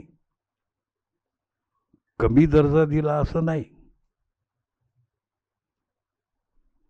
टीचभर त्याला केलं असं नाही, तत्त्वज्ञानातून बाहेर फेकलं असं नाही, अत्यंत हिताचं केलं, अत्यंत लक्षवेधी केलं, अत्यंत मौलिक केलं. ते जर केलं नसतं तर हे दिवस जे आपल्याला दिसतात हे दिवस आले नसते. बाबासाहेबांनी मर्यादित केलं असं नाही आहे, आणि हे करत असताना आपण घटनानिहाय समजा आपण जात गेलो, एक विचारधारा या देशामध्ये, ती घटना ही त्यांचं भांडवल आहे. येस्टरडे हा त्यांचं मूळ कॅपिटल आहे. कालचं वैभव, आस्था, श्रद्धा, विश्वास, रूढी, परंपरा हे सगळं त्याचं मूळ धन आहे. आपलं ते नाही आहे. उद्या, आज परिवर्तन, बदल, कल्याणकारी ह्या ज्या सगळ्या गोष्टी ज्या राहतात आपल्याला, हा सगळा आपण तिकडे घेऊन जाणार आहे. एक जर आपण असा विचार केला तर नेमक्या शब्दात जर सांगायचं असलं तर हा काल आणि उद्या या दोघांचा हा संघर्ष आहे. आजला, टुडेला पास्ट ओढून नेते आहे, टुडेला फ्युचर आपल्याकडे ढकलून नेते आहे. आपण उद्याचे पक्षधर आहोत. हा जो लढा आहे ना, हा खऱ्या अर्थानं जर समजा आपण विचार केला तर हा काल आणि उद्याचा आहे, आणि आपण उद्याचे पक्षधर आहोत. ही मांडणी करत असताना ते तत्त्वज्ञानाच्या पोतडीतच संबंध गोष्टी आपण बसवू आणि स्मरणाच्या फ्रेममध्येच समजा आपण टाकू, तर तो काय होईल की पुष्पहार घालण्याचा विषय होईल, तो पुतळ्याचा विषय होईल, तो स्मारकाचा विषय होईल. आपलं तसं नाही आहे. ते आपलं विषय पुतळा स्मारक नाही आहे.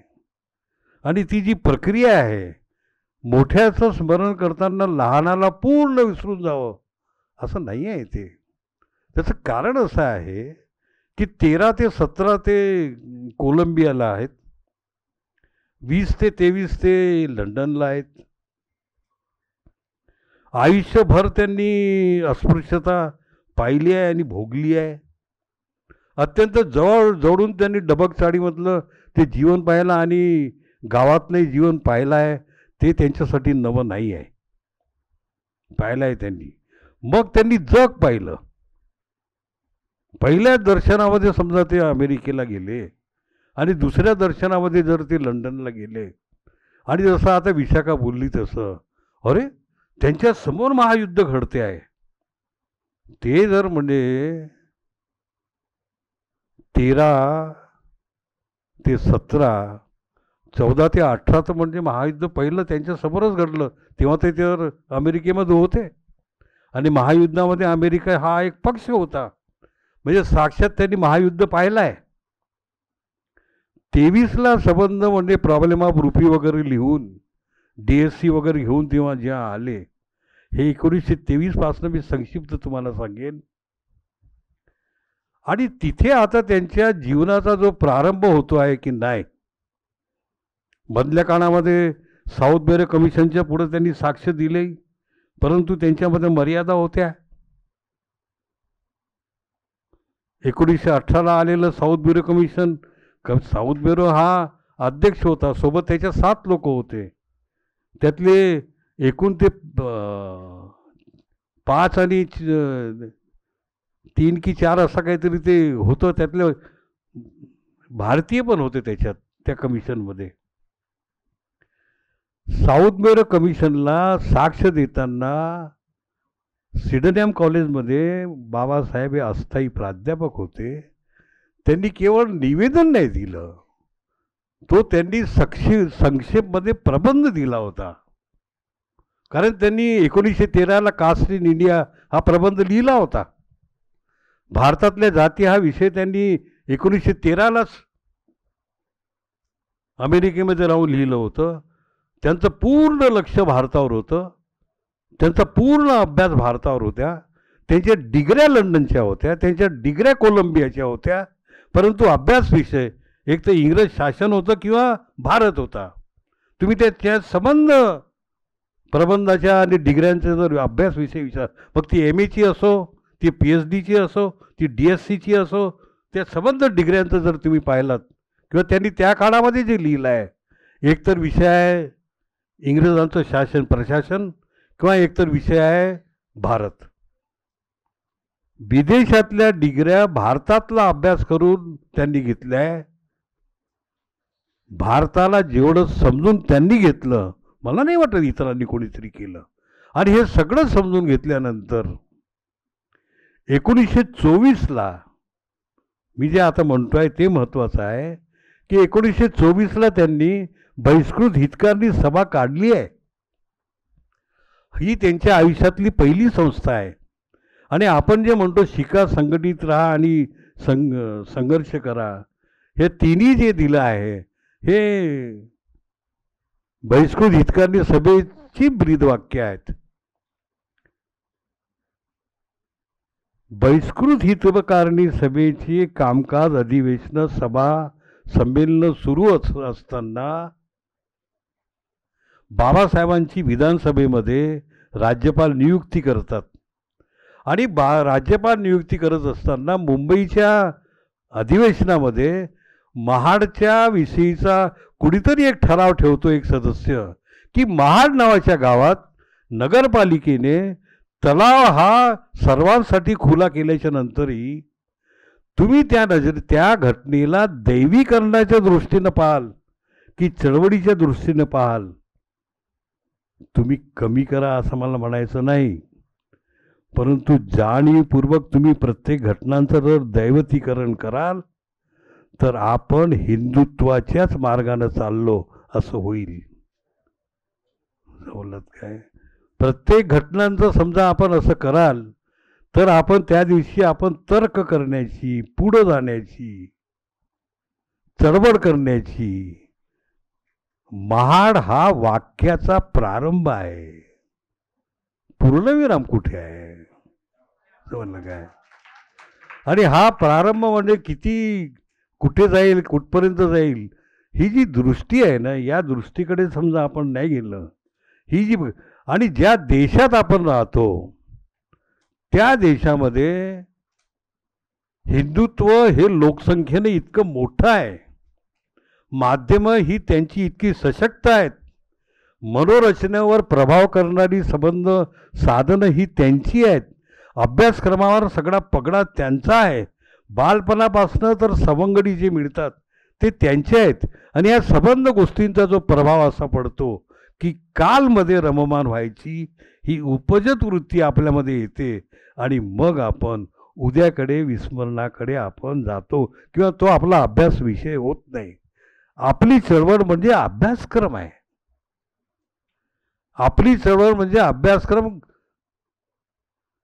आज आता हा इतिहासाला इतका कामाचा नाही आहे, टाकून द्यावा, नवीन घ्यावं, ही घेत राहील, देत राहील, जात राहील, ही पुढं सरकणारी आहे. आणि तिथे जेव्हा बाबासाहेबांना असं दिसते, मग तुम्ही साधेपणानं पाहा ना एकदा. तुम्ही महाडच्या सत्याग्रहाला किंवा महाडच्या संग्रहाला साधेपणानं का नाही पाहत? तुम्ही साधेपणानं समजा पाहिलात तर उद्या साधेपणानं करण्याची तुम्हाला सुद्धा स्फूर्ती येईल. तुम्ही त्याला समजा दैवी घटनेनं पाहाल, बापरे, हे बापरे वगैरे नाही आहे. ही जी काय आहे की, आणि ती जी प्रक्रिया समजा आपण घेत गेलो, हाऊसमध्ये एक सदस्य म्हणतो की तलावामध्ये महानगरपालिकेने तो खुला केल्याच्या नंतर सुद्धा तिथे अस्पृश्यांना पाणी पिऊ देत नाही. ही बाबासाहेबांनी उचलून घेतली. हे ही बाबासाहेबांनी उचलून घेतली. नाही लिहिलं असेल ती गोष्ट, परंतु एक गोष्ट काय केलं पाहिजे, या देशातल्या लोकांच्या बंदिस्ततेचं, गुलामगिरीचं, दास्यतेचं, अंधारात जगण्याचं, पराकोटीचं म्हणजे काय की माणूस पण हिरावण्याचं सारं समजा पायाकुंठं असेल तर ती त्याची झालेली मानसिकता. आणि या मानसिकतेतनं जर त्याला बाहेर काढायचं असेल तर बाबासाहेबांनी ठरवून घेतलं की नाही, महाडचा उपयोग केला पाहिजे. वापर केला हा शब्द नाही म्हणतो मी.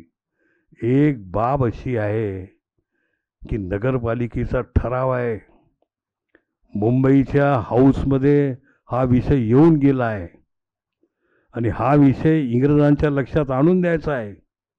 यावेळेस वरिष्ठ हिंदू आपल्या विरुद्ध आहेत, इंग्रज इथे सत्तेवर असताना सुद्धा ते आपल्या बाबतीमध्ये उदासीन आहेत. या दोन्ही अडकित्यातनं आपल्याला समजा मुक्ती पाहायची असेल, आणि तिथे बाबासाहेबांनी जे केलं हे तुम्हा आम्हाला इतिहास आहे. आता तिथे केल्याच्या नंतर बाकी जे घडलं ते तुम्हा आम्हाला विस्मरणात टाकणारे होता कोण? तुम्ही का तुम्ही विस्मरणात टाकता? महाडचं पूर्ण स्मरण करत असताना त्या प्रक्रियेला आपण का मारून टाकावं?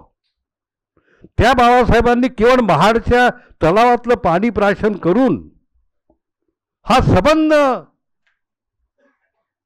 विषमता विरोधी संग्रामाचा पूर्ण लढा उभारला असं का तुम्ही मानता? तुम्ही घटनेला एका पूज्य करताना हा सगळ्या परिश्रमाचा जो लढा आहे हा विस्मरणात टाकणारे तुम्ही आम्ही कोण?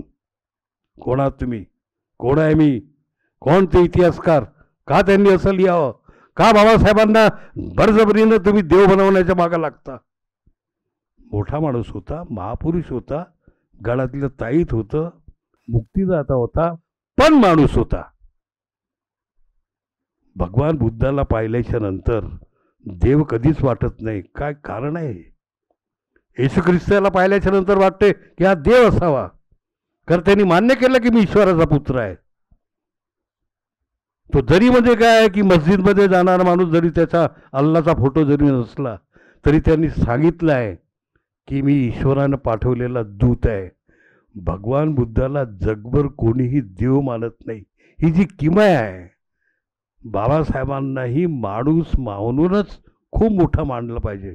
त्याचं दैवतीकरण समजा आपण केलं तर सगळा लढा हा संपण्याकडे जाईल. बरं, ही जी बाब आहे आणि या बाबीतलं समजा आपण ते मोलाचं रहस्य जर आपण नाही ठेवलं तर उद्या मग बाबासाहेबाच्या नंतर एखादा कोणी होईल. हे सगळे असते रस्ते सगळे बंद करून टाकू आपण. तिथे हिंदुत्व आणि तिथे हिंदुत्वाला पोचणारी जी विचारधारा आहे ते बाबासाहेबांना पुतळ्यातनं मोठ्यातनं ते खूप करण्याचा प्रयत्न करतात.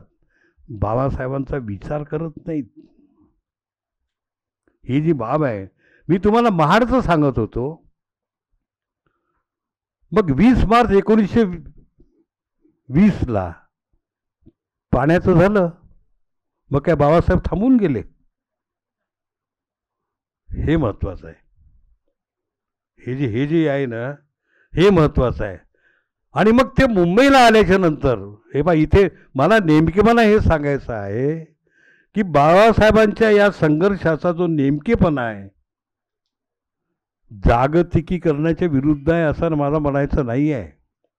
त्यातला जो नेमकेपणा आहे, मग त्यांना 1927च्या महाडचा जो संघर्ष झाल्याच्या नंतर पटकन 13 दिवसांनी ते बहिष्कृत भारत काढतात.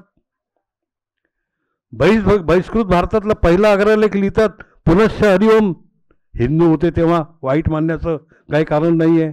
कारण टिळकांनी जेव्हा केसरी काढला होता तर पहिला अग्रलेख लिहिला होता पुनश्च हरिओम. त्यांनी सरळ लढाई ठेवली होती की हा टिळक जर आपल्या लोकांचं जागरण करत असेल आम्ही करू. आणि मग दुसरा, तिसरा आणि चौथा हे जे 3 अग्रलेख लिहिले,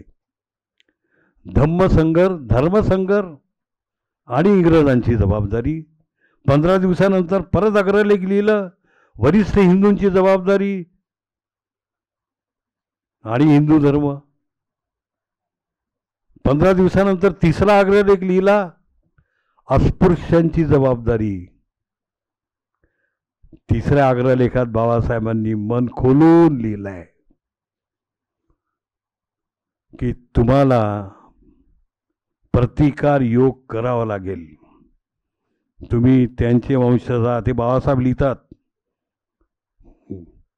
महाडच्या घटनेच्या नंतर, महाडचं पाणी प्राशन केल्याच्या नंतर हे त्याला जोडून आहे. पाणी प्राशनाच्या नंतर त्यांनी हिंदू धर्माचा संबंध लोकांचं लक्ष वेधलं, इंग्रज सत्तेचं लक्ष वेधलं. परंतु त्याच वेळेस त्याला जोडून जे पाऊल आहे, आंबेडकरी चळवळ म्हणजे चालते पाऊल आहेत. आंबेडकरी चळवळ म्हणजे कदाचित उंच उडी नसेल, आंबेडकरी चळवळ म्हणजे कदाचित म्हणजे पडणे नसेल, खूप धावत जाणे नसेल, परंतु ते चालते पावलं आहेत. ते सतत सतत चालते असावे. आंबेडकरी चळवळ हा थांबा नाही आहे. It's not a station. काही वेळासाठी थांबू शकता. आणि तिथे मग त्यांनी केलं की एकदम हे बा, तू मार जरी असला त्या खरड्याला रायनाक महाराणी जे केलाय त्याचा वंशज आहे तो.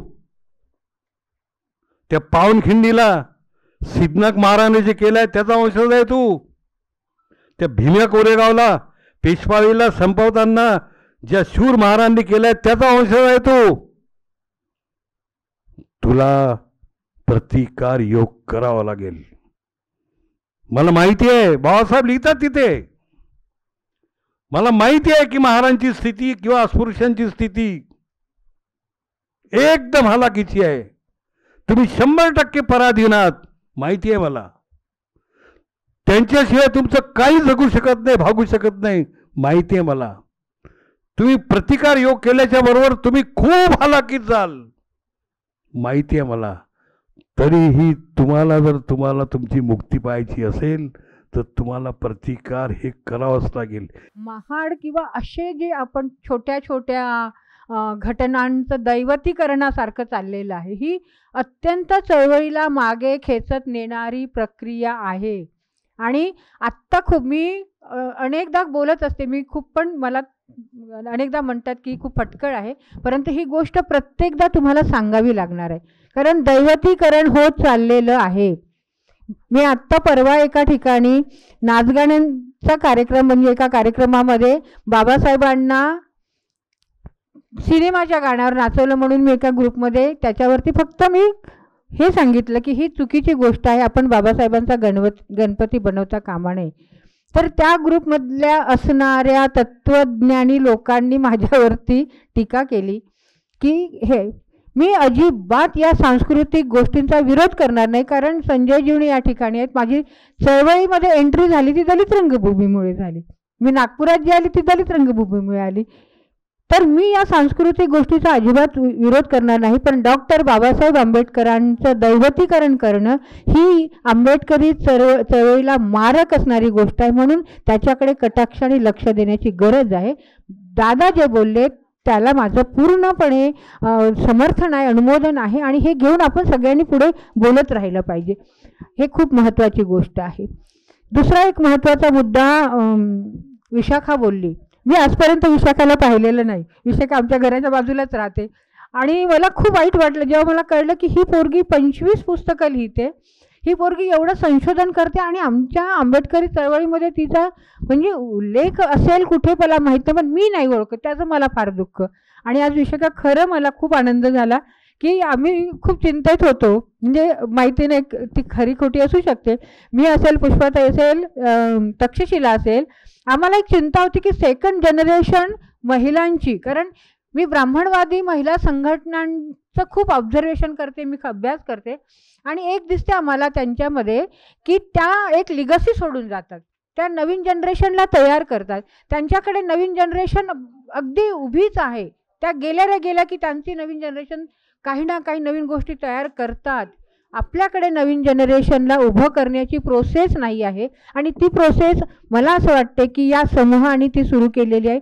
छोट्या छोट्या कार्यक्रमांमधने का असो, पण एक वैचारिक मंथन करण्याची, पुढे घेऊन जाण्याची, नवीन लिगसी तयार करण्याची ही जी गोष्ट तयार केली, त्यात विशाखा तुझं खरंच कॉन्ट्रीब्युशन आहे. मला खूप बरं वाटतं की इतकं काम करणारी मुलगी आपल्या समाजामध्ये आहे, आणि तिची दखल घेतली पाहिजे समाजाने. ही फार महत्त्वाची गोष्ट आज या ठिकाणी घडली, त्याबद्दल आयोजकांना पण मी खूप धन्यवाद देते. पण सीमाताईंचा एक प्रसंग मला सांगावंसं वाटते. मी 12व्या वर्गात होते, वर्धेला शिकत होते, आणि सीमाताईंचं नाव आता जसं विशाखा म्हणाली तसंच आम्ही पण, आमच्या गावात तर पेपर येत नव्हता, परंतु वर्धे जेव्हा मी शिकायला आली तेव्हा मला कळालं की सीमाताई नाव खूप मोठं आहे आणि धडकी भरल्यासारखं आहे ते नाव. जेव्हा मी हे नाव ऐकलं, जेव्हा हे आम्हाला वाटलं की सीमाताई खूप एक प्रचंड वेगाने काम करणाऱ्या महिला नागपुरात आहेत, तर आम्ही 12वीत असताना आमचा एक ग्रुप होता रंगभूमीच्या सोबत काम करणारा. आम्ही ठरवलं की सीमाताईंना बोलवायचं. आम्हाला नंबर मिळाला साखरे साहेबांचा. आम्ही फोन केला तर साखरे साहेब म्हणतात की कोणत्या ग्राउंडवरती कार्यक्रम आहे, आणि माझी बोलती बंद झाली. मला काही सुचतच नव्हतं, कारण मी तर तेव्हा 12वीत म्हणजे काय 17-18 वर्षाची. तर म्हटलं ग्राउंड नाही, आमचं सभागृह आहे. ते म्हणाले की अजिबात सीमाताई सभागृहात कार्यक्रम घेणार नाहीत, आणि मग तर अजिबात पुढे काही बोलायची हिंमतच नाही. मग आम्ही ठरवलं की जाऊ द्या, आता त्यांना फोनवर बोलायचं नाही, आपण प्रत्यक्ष जायचं. तर आम्ही 2-3 मित्र सीमाताईंच्या घरी आलो. साखरे साहेब म्हणतात कोण तुम्ही, काय, असं सगळे हजरजबाबी झाल्यानंतर म्हणतात की ग्राउंडवर कार्यक्रम असेल तर सीमाताई येतील. म्हणजे किती दहशत असेल सीमाताईंची, केवढं काम असेल. त्यांनी आम्हाला म्हटलं पण सीमाताई पाठीमागे उभ्या होत्या. त्या म्हणतात ये घरात, छोटीशी पोरगी दिसते, घरात या. आम्हाला घरात घेतलं आणि त्यांनी सांगितलं की मला वेळ नाही. सीमाताई त्या कार्यक्रमाला येऊ शकल्या नाहीत. परंतु नागपुरात जेव्हा मी आले तेव्हा मी पाहिलं की एक बाई यार, अरे मारवाडी काय, गुजराती काय, ज्यांच्याकडे प्रचंड पैसा होता. आपण बघतो ना की पैसा असणाऱ्या माणसाला आपण घाबरतो, परंतु सीमाताईला लोक घाबरत होते. त्यांच्याकडे पैसा वगैरे काही नव्हतं. त्यांच्याकडे काय होतं तर त्यांच्याकडे स्त्रियांवर अन्याय करणाऱ्या पुरुषांच्या विरोधामध्ये संघर्ष करणारा एक मोठा ताकदवान एक साहस होतं, धाडस होतं. आणि या धाडसी बाईला पाहून आम्ही पण ठरवलं की यार काम करायचं तर या बाईसारखं केलं पाहिजे. आणि ही जी एक काय म्हणतात एक फळी तयार झाली. मग भेटल्या रूपाताई. रूपाताई म्हणजे प्रचंड या वेगवान बाया होत्या त्या काळामध्ये, आणि यांनी लिखाण करून जन माणसांमध्ये कोणाला पाहायची गरजच नाही, फक्त यांचं नाव ऐकलं तरी हुंडा घेणारा माणूस घाबरायचा, अत्याचार करणारा माणूस घाबरायचा.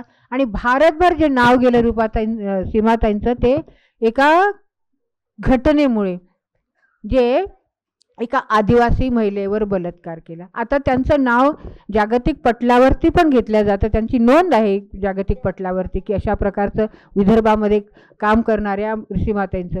परंतु आपल्या सगळ्या भगिनींनी, मला काही काही मैत्रिणी आमच्या म्हणतात की अरे काय आपल्याकडे काय बलात्कार होता, म्हणजे हुंडा घेतला जातो का, आपण हुंड्यावरती काय काम करायचं. हुंडा घेणं ही प्रवृत्ती आहे ना, तो एक विकार आहे ना, तो विकार कुठे पण असू शकतो आणि तो आहे, सगळ्या समाजामध्ये आहे तो विकार.